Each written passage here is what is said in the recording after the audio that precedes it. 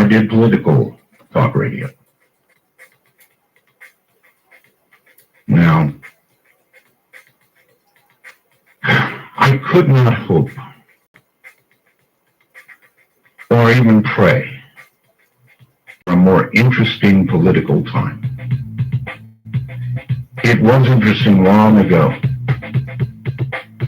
but this program began because I got bored as hell with politics. Well, just simply had enough. And that was the birth of the whole show, way back when. People don't know that about me, but it's true. Some of you know, right? So it's so interesting right now. It's like I watch every day. We may say, oh, it's bad, interesting bad, but I think it's really interesting good. Oh my God, so much has happened since we last talked. It's hard where to begin. And before I do, and I'm going to do it, politics is open season tonight. I want to know, since I've been on, there's been this discovery, and it is the completion of Einstein's symphony, if you will. Gravity waves. Oh God, that's a big one. It's a Nobel Prize likely discovery. What are gravity waves? Well, they were only theorized by Einstein. Now, we know gravity waves are kind of like radio waves. They propagate kind of like radio at the speed of light. Radio goes very nearly the speed of light. And gravity waves at the speed of light now, they have just barely detected them because of the dance and finally the embrace of two black holes. Fortunately for us, I guess, the black holes, well, they became attractive, frankly. And then, like the egg and the sperm, they merged. And as they merged, this immense gravity wave was sent out, and we have now picked it up. And as I mentioned, it kind of completes the Einstein symphony. Now, other than the obvious, a couple of black holes merging would mean big stuff, big things happening, right? Normally. And that is the case here. But let's look down the line a little bit with gravity waves. They're produced by objects with mass at some level, right? Even you produce a gravity wave when you move around somehow or another. Not that we can detect it right now, but you have mass, and so yes, you emit a very tiny gravity wave, the Earth a bigger one. Other objects, big ones. Now, let me tell you where this could lead that's of interest, okay? If there are parallel universes, it has always been said that, gravity waves might be the way we will detect that they are there, and that's cool. Think about it. Is that cool or what? That there could be parallel universes. We don't see them. They're not in our physical space. They're in another space-time. But these gravity waves, well, they traverse space-time. I want you to think about that. But they traverse space-time. So maybe, just maybe, we'll end up talking to somebody in a parallel universe. I think that's really cool. I guess we can consider the generators, the receivers for gravity waves that we presently have to be kind of like a whisper crystal radio. You just barely can hear a signal. If you stand on your head and get the whisker just right, in other words, crude. But eventually, we may learn all about gravity waves, and then the mind is boggled. I mean, we might end up communicating with another universe, whatever that'll mean. We might, learn how to master gravity waves. My God, we might learn how to amplify gravity waves. And then who knows what we might do. So, I didn't note that was a gigantic discovery. Probably we'll get another boggles the mind about what it could conceivably mean. Now, and the other big thing I want to talk about this morning, well, let's do one more before we get to politics. Barack Obama, our president, says the encryption versus national security debate will not be settled by taking an absolute view of the situation. He says both values are important. Both values are important. They are, but they're just so mutually exclusive that I don't know how you get to a midway point. You know, there's a big deal going on right now with, right? The government wanting Apple to, well, what happened is somebody who might be a terrorist, or probably was a terrorist, left behind an iPhone. And you can take 10 tries at cracking it. And if you don't make it in 10 tries, it erases everything. So Apple's going to the government and said, look, you've got to open this baby up. You want to know what's in there? Apple's saying, well, if we did that, and we can do it, it would potentially get out, and everybody's apples would be no longer secure. So it seems to me these two things are really almost mutually exclusive in that you just can't have it both ways. Either you have privacy at this expense, or you don't. You decide that safety over privacy is the way to go. And you just don't let them have it. Apple stands their ground till we come at them with a knife and carve them up, I suppose. I don't know, it's stubborn, right? Donald Trump. That should get you going right there. Donald Trump. This has been the most amazing political season that I've participated in, and believe me, I love politics. To watch this happening is incredible. Blinking incredible. Here's what I wrote on Facebook, and I want you to hear it. I wrote, Donald Trump may or may not be what America wants or needs, but there's one thing for sure. The establishment that so hates him has brought themselves by, and again, failing to do the things they promise in election after election. Yes, there's anger, and they have only themselves to thank for it. He's their monster. He really is their monster, and it has been a blast to watch.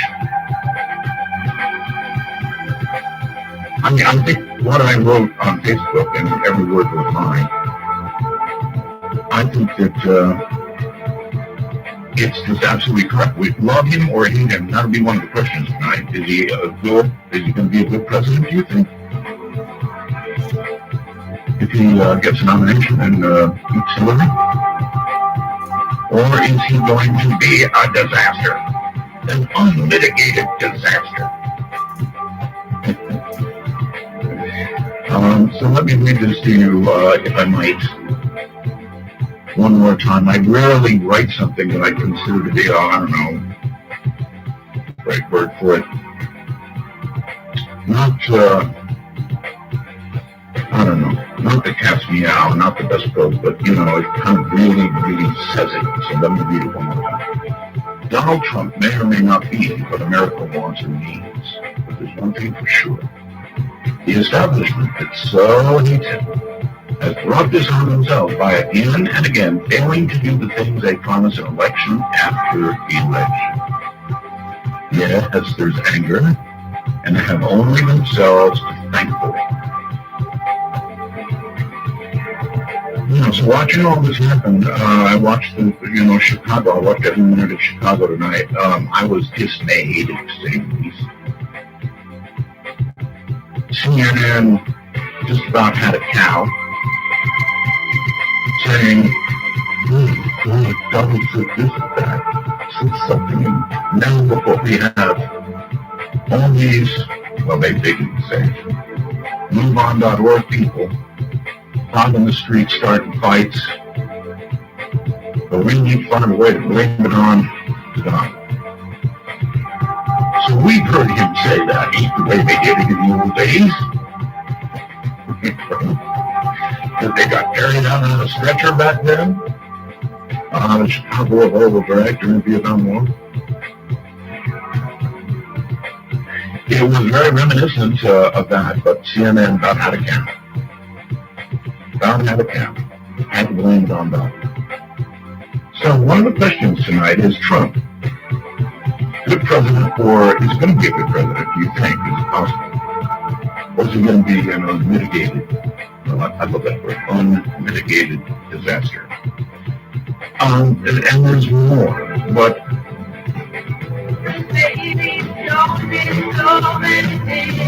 Now midnight sweeps across America. You dial Oasis for the Mind. To call Midnight in the Desert, please dial 1-952. Call Art, that's 1-952-225-5278. Okay. Chewing along, those are the...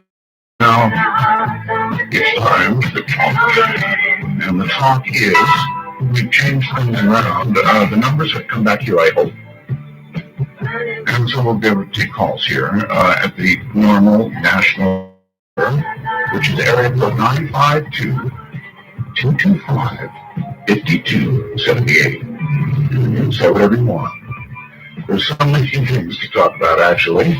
But again, I'm not buying political discussion. If you want to answer one of those questions, you're welcome to. Anybody out there watching House of Cards? Have you noticed the way it's parallel in reality right now? Okay, the talk. And I see that we're going to need to break pretty quickly here, so I'll try and get it done. We've brought the numbers back here. So if you would like to call, I gave you the national number, and I hope that's functional and brought back here.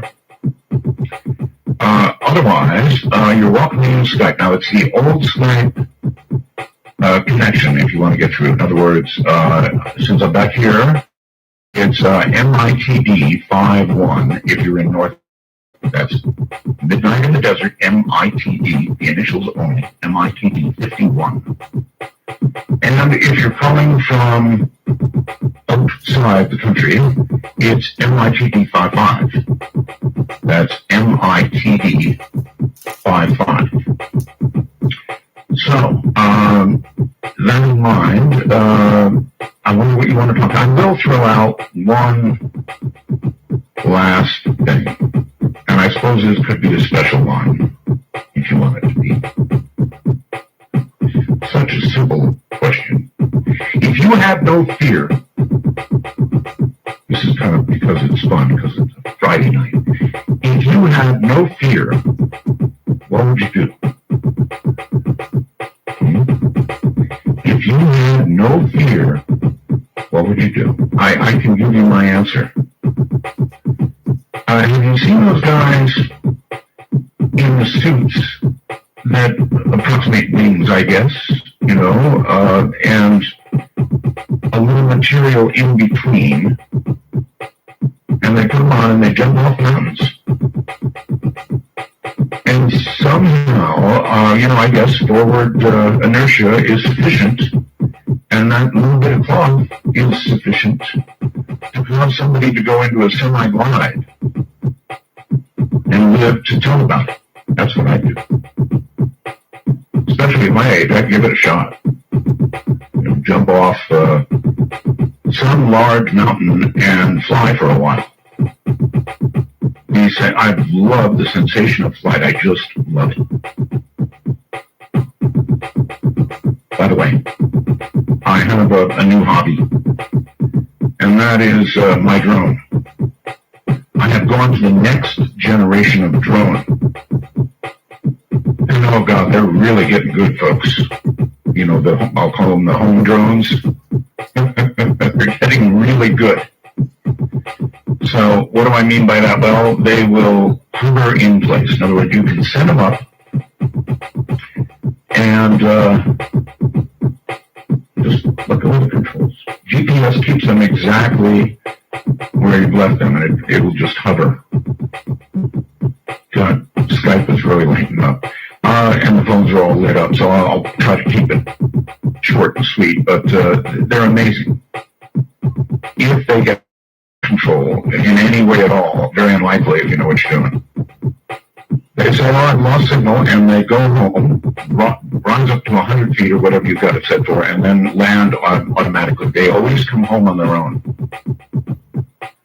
So I've been flying all over this part of the valley. And it's really fun. One can only imagine, I mean, every time you buy something, of course, I've now come out with a new model that has collision avoidance. As soon as I bought this one, DJI, the company I bought it from, came out with a new one. Now, with collision avoidance, what are these things going to be like in 10 or 15 years? You wonder about that? I'm telling you, it's happening so fast. I bought one drone early on. I'm always an early adopter, usually regretting it. That's the pain of early adopters, right? With anything, you buy a car. It's brand new, and probably you're going to break it in with, whatever beta testing they're doing on you. And it's the same with electronics, pretty much, and obviously drones. But I've made out very well in this case. Boy, have I had fun. This baby will go about 3 miles and send back high definition video as she goes. If I'm about 3 miles out. At whatever altitude I wish. Usually I go to be just outside the reach of most shotguns and stuff like that, because I'm sure people saw you hovering, they would, go and grab whatever. I'm worried about that, so I stay 150, 200 feet or something like that. The video it returns is astounding high definition video. Really cool stuff. So, I don't know whether you can get into it. It's getting more affordable all the time. It's an awful lot of fun. I guess if you're near an airport, probably you shouldn't do it because it won't let you take off near an airport. It's got a safety feature built in. Otherwise, though, if you're out here in the middle of virtually nowhere, kind of like I am right now, it's really fun. You don't find a lot of windy weather, but boy, they have made amazing strides, and that really, it makes me wonder what it's going to be like, say, in 10 years. I mean, already they've amped up the technology to the point that they're just utterly reliable. The video returned could probably be, and is, used for a movie, or you could be used for a movie. It's that kind of quality, it's amazing. Absolutely amazing. So if any of you out there have joined the group Flying Drones, I'd like to know about that. All right, well, I suppose I've eaten up enough time, but I did want to do what, oh dare I do it. I'm sure you'll hate my guts by the end of the program, absolutely hate my guts for bringing up politics, but I don't care. I can live with hate. Anyway, the rally breakup was kind of interesting. And CNN sure did try and pin it directly on Donald. I mean, really pin it on Donald. I'm not buying into it. It was MoveOn.org. They're the ones who went there and, with a rowdy bunch. And they took away his right to speak. I'm Art Bell, and this is Midnight in the Desert. Would love to have you join. Stay right where you are.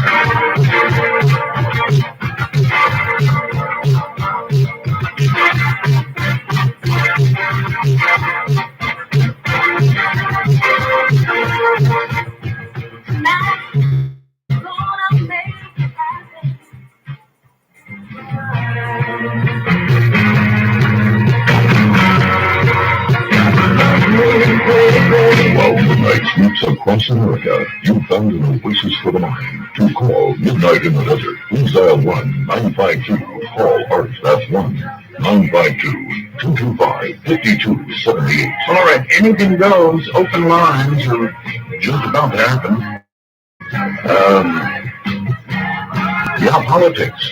I've got one more thing I want to say about Trump. Ben Carson endorsed Trump today. And I was thoughtful about that. Ben Carson, I think you would have to say Ben Carson is like the mildest of the mild. A thinking man for sure, right? So I would say for many out there, the endorsement of Carson would have been shocking. I mean, those of you who think that Trump's a stump. Those of you who think that way would be quite shocked that Carson has endorsed him. Anyway, enough. Whatever you want to do about, pick on any of these things, and I'm glad to engage you. It's open lines. And one more time, the numbers have changed. The national number and all those, they're the same.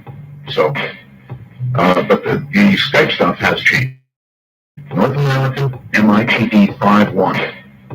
MITD 51. You're doing good on Skype, too. In the rest of the world, it's MITD 55.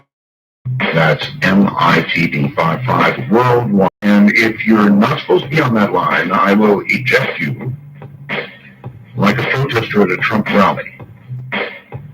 So, let's go to the phone, start here, and say, good luck to us, you're on the air.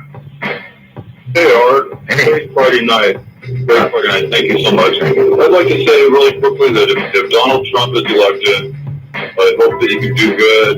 And, as far as no fear, Art, here's what I do. If I had no fear, I would use nanocarbon fibers, modern materials like lightweight plastic, and a PVC cylinder full of helium to turn myself into a drone. That actually, before this planet is gone, people can turn on their TVs and see a human flap their wings and fly. What are you calling me on, sir?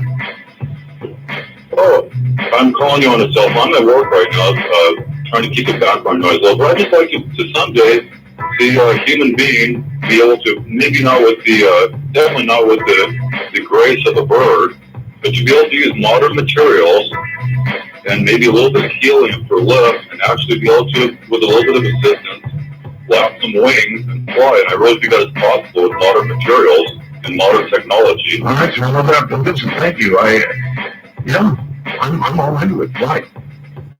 You don't want to have to use helium. I appreciate that. It's lighter than air. Keeps you suspended, but I mean, that's the old stuff, right?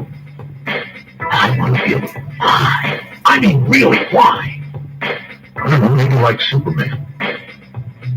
If you're going to go for it, let's go full hop. That's what I say.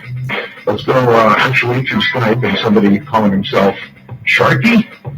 Yeah, that's me. Hey, Sharky. Glad to hear you again, Art, really. Good to hear. Tons of people asking for a shout-out tonight. I think they're all just as glad to hear you from Art Bell's and Midnight in the Desert fans. But Trump 2016. Absolutely. Yeah, really, my goodness. You're so right on. I am sold. I've watched every single GOP debate from Canada. I've watched every one of them too. It's riveting. It's absolutely fascinating. They're so competitive at it now. They are. I heard that Trump made a comment that he thought it was too tame for him. Too tame? Yeah. My goodness. Well, he wasn't tame in the last GOP debates, but I like that. That's refreshing. One thing, though, I don't understand, there's a lot of people, they criticize Trump so much, but meanwhile they know so little about politics. Is he getting criticism, really? Yes. From the left wing, of course, but it's just, I don't know. I have to compare him to Putin, right? The little bromance that everybody says they have going on. I see so much of Putin in Trump, right? If you listen to people, one of the things that they're most tired with the establishment is the lies, the or Washington, right, as Trump calls it. Do you see Putin? You see Putin and Trump?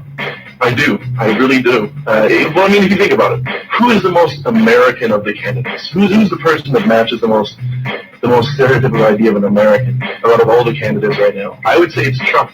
And just in the way that the most stereotypical Russian is Putin. He's the perfect image of Russia.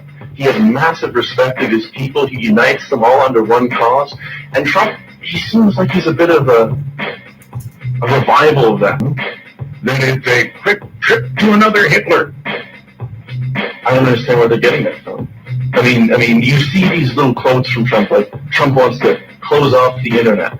But meanwhile, that's a very small quote from a very big speech. Close off. Oh, you mean to like ISIS? Yes, and people took that as him saying he was going to shut down the internet, and they went wild. Oh, It's ridiculous. Yeah, that is ridiculous. So you're completely sold. Do you have any prediction about, there's two big states to watch for us coming Tuesday, right? That'd be Florida and Ohio. What do you think? Florida and Ohio. Yeah. I think Trump will probably take Florida, but Ohio is a little far north. I think there's a lot of liberal going on up there. Well, there are, sir, but, all right, thank you very much. Let me tell you something.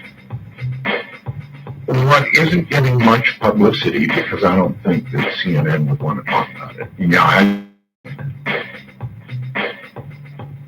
is the fact that lots and lots of Democrats are coming across. Well, Reagan Democrats call whatever. They're interested in Trump, that they're coming across and registering to voting for him.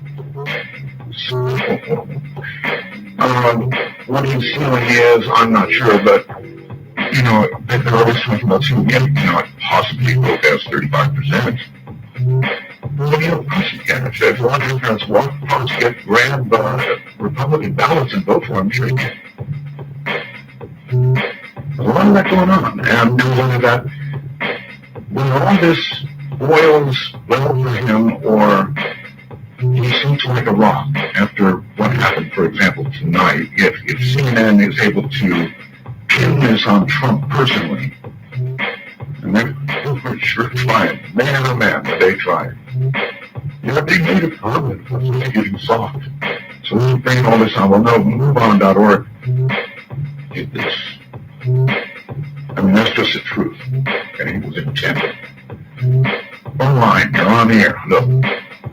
Hi, Art. This is Tom in Los Angeles. Hello, Tom. How are you? I'm fine. You could ask me any question about politics and I'll have an opinion. But I'd rather make a quick joke and then talk about Fukushima. Wow, really? A joke and then Fukushima. That's quite a combination. But go ahead. Well, California conveniently just passed the right to die versus law. And that becomes effective on June 9th, which conveniently is about 10 days before Trump becomes the GOP candidate.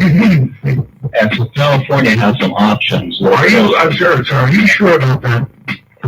Yes. Really, really sure that he's on the way. This is it. They really tried hard with this. Yeah. To blame it on Trump. You don't think it's going to stick, huh? Oh, no, it won't stick, but I think that you've got the crossover incorrect. I think that Bernie Sanders picks up the crossover vote from the other Republicans that are not Trump. And that Bernie Sanders will have a huge surprise for Hillary Clinton because nobody believes her anymore. Well, she does have trust issues, Yeah. So my personal opinion is that Bernie Sanders against Trump will be the ticket, and both of them are reeling in a lot of maybe first-time voters or occasional voters. Did you watch the last Democrat debate between the two? I did, and I was quite offended by Hillary trying to say that Bernie was bought by the Koch brothers, the energy industry. Yeah, I don't know. How does she get away with that? I mean, or even close to that. Bernie's got these little donations that come from millions. So, come on. Right. I mean, he's got like $10 $3 donations just so I can run his numbers up. Yeah, and your Koch brothers wouldn't be supporting that anyway.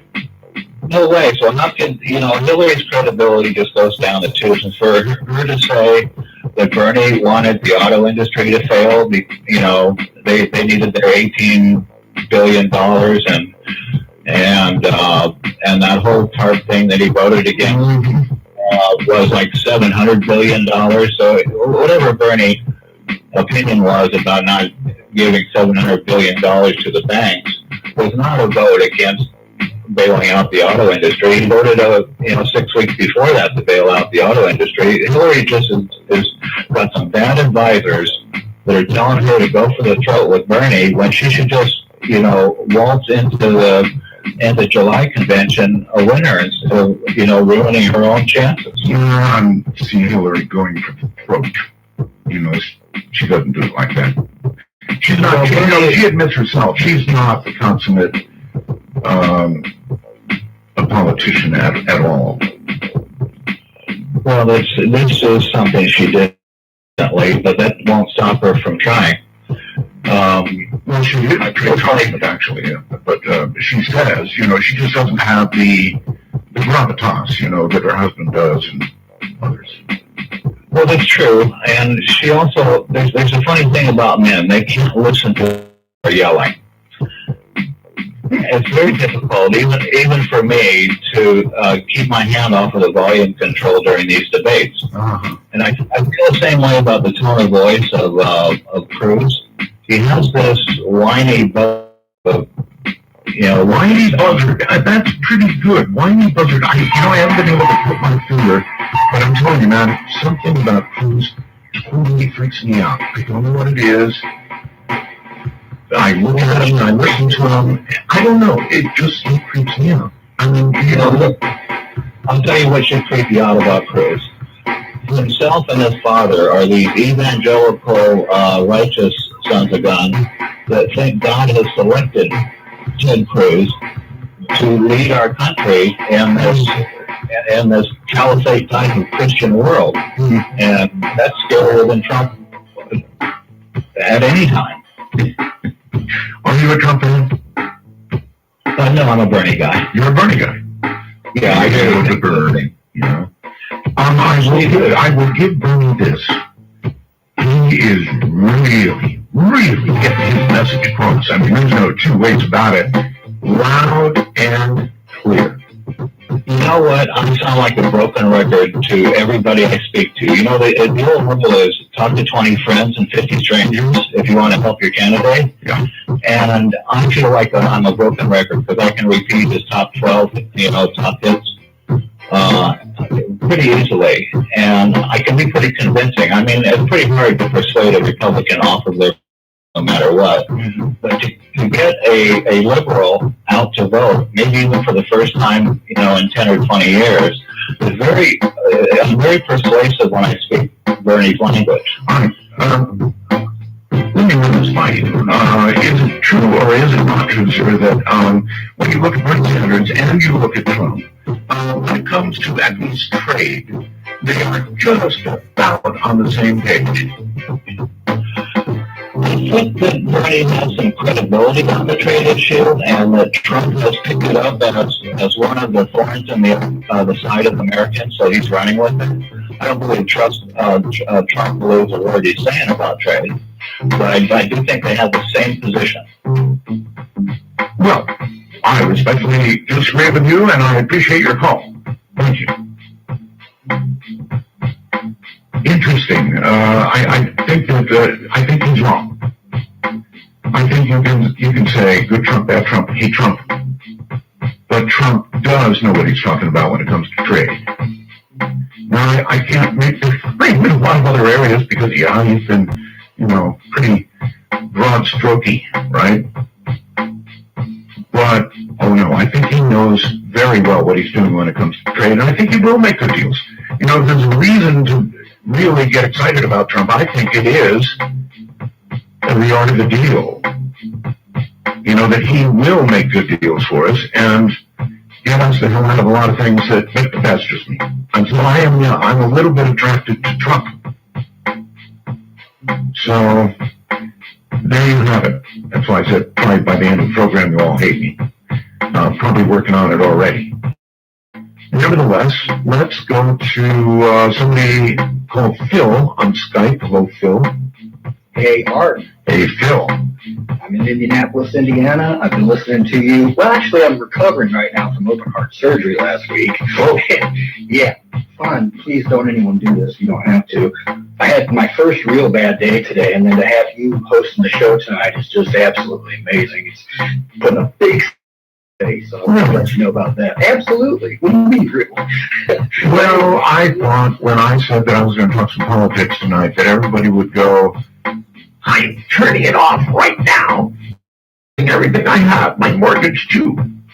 No, I come from a long line of, I have a degree in history, and I come from a long line of folks that, you know, we sat around when we were kids in the 60s and the 70s, and sometimes we didn't even get up from the dinner table until 10 o'clock at night from talking about the world and politics, and my parents were real into it, and I love politics, but...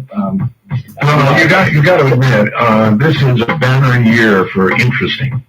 Oh, absolutely. You know, it reminds me a lot with the first election that I was able to participate in. I was 18 years old in 1980, and I got to listen to, you know, all the stuff about Ronald Reagan and Jimmy Carter and everything like that, and it's kind of spooky how I remember the same rhetoric being used about Ronald Reagan as people are trotting out now with Donald Trump, and it's you know, I just don't get where the Nazi stuff comes from. It's, you know, who are the Nazis tonight, by the way, you know?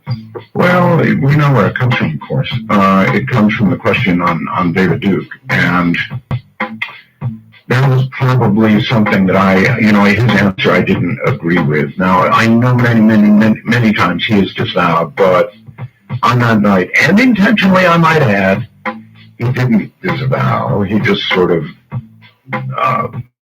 mixed up the question a little bit. Yeah. Well, listen, I just wanted to tell you that I've listened since the 90s. I'm a rock musician. I listen to you night after night after night forever, whenever you were available and everything. This last time you were on, I you know, you were mentioning this Bell Gap all the time. So I kind of lurked there for 4 months reading this stuff that's on Bell Gap. And I just want to tell you, Art, don't buzz with those people, man. Are you kidding me? Don't worry about what these people are saying. It seems to me, judging by the writing and the spelling and the grammar and stuff, that these kids are like 40 years old and less. I'm 53 myself, and it just seems to me that it's just people trying to get other people's goat constantly. Well, they have an attitude.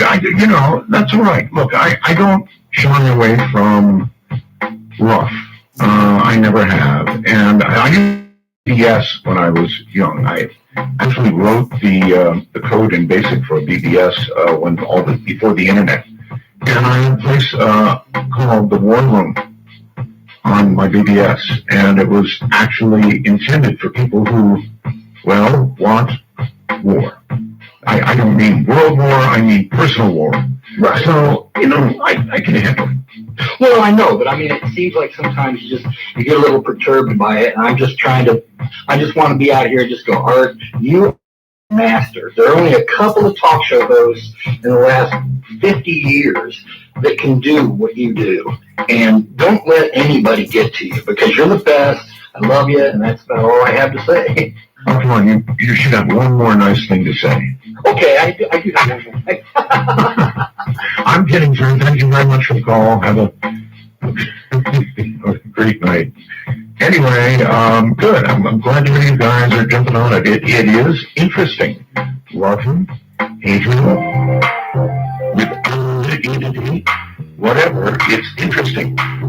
It is the most interesting political season I think I'll ever see in my life. It's even better than House of Cards. And I love House of Cards. Maybe watch it whenever I can, but anybody out there, Mr. and Mrs. Trump, I triangulation, right? So you know what that means. Hello there, Myrtle Beach, I think. Yes, hey Art, it's Jason. About the reference to the drones that you were talking about. Oh, yes. Yeah, you bought one. Just for my information, do you have to have a special license, or can anybody go out? Anybody can go out, but you do need simply to go up to a website and register your name, pay $5. You'll get a little decal I hear now. A website, and you get a little decal with a number on it. And that's all you've got to do. It's $5 in a couple minutes to do it. That's all. Okay, well that clarifies it a little bit. And the reason I bring that up, I was thinking about what you were saying, and my head being the way it is, human nature in 15 years, if, let's say, half of your owns a drone, well, you know, the nosy neighbors and that kind of thing, people will be putting cameras on these things, and they come cameras pre-installed, sir, and including 4K video if you want it. So their privacy is going to kind of become a thing of the past, I think. I don't think so. I would never dare hover my drone, for example, outside somebody's window, because sure as can be, they're going to go find a rifle or a shotgun or even handgun at that distance and put it out of its misery. And that's a lot of money down the drain, so no. That's true. That's true. I can see that. It just got me thinking, because even if in the world of crime, I can see, I don't know, that far out, people putting guns or something remotely flying around if they have an enemy or something. They've already put a handgun on a drone. And what was really cool is the drones hold position by GPS, so if you watch the video of it being fired, then goes right back to immediately to the position it was in, that it's holding on GPS. So you can see the recoil, and it would come right back. It was amazing. So they're already doing it. Well, it's going to be a brave new world 15 years from now, that's for sure. One other thing in reference to this may be a little ethereal, about the thing that you would fear. Well, if you... No, the thing you would do if you had no fear. If you had no fear, period, at all. That's right. I guess, I don't know what I would do if I had no fear at all. I think I would be worried about a world where people had no fear. Well, the purpose of this question, sir, applies only to you. Okay. So if your fear was completely gone, you did anything you want, what'd you do? I would probably, if the means were there, would attempt to go into outer space if I had the money or something like that. Really? Even knowing it might be a one-way gig. Exactly. And maybe even Mars, that would be very tempting to do. And I think if I had no fear, I would do it. Yeah. Mars. Yeah, that is probably a one-way ticket. A lot of people signed up to do it. I don't know what that says about people. Maybe it says